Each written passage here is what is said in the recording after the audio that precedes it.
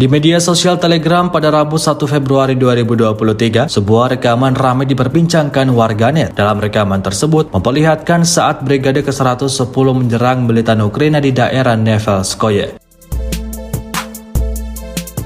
Konflik dua negara bertetangga ini masih terus memanas. Perang yang berlangsung hampir setahun ini belum juga menemukan titik terang. Angkatan bersenjata Rusia terus menjalankan misinya dalam meluluhlantahkan posisi lawannya, militer Ukraina. Seperti yang tampak dalam rekaman, mortir brigade terus-menerus menyerang musuh dengan senjata bergerak mortir otomatis 2B9 Vasilek yang dipasang pada bagian belakang truk.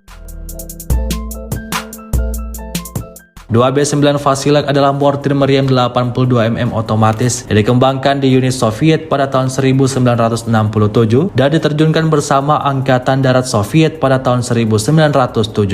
Tidak seperti mortir konvensional, 2B9 dapat menembak dalam mode tunggal dan otomatis menggunakan klip 4 putaran. Sebelum melancarkan serangannya, tentara Rusia melakukan persiapan dengan sigap hingga akhirnya serangan dilayangkan dan memporak-porandakan posisi target.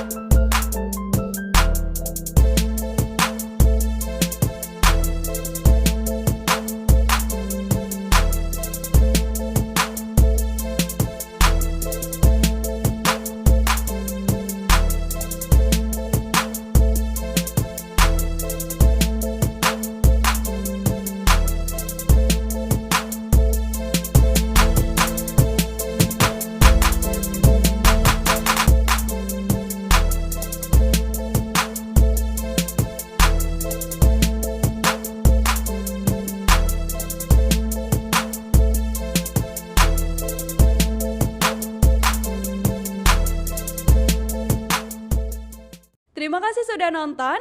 Jangan lupa like, subscribe, dan share ya.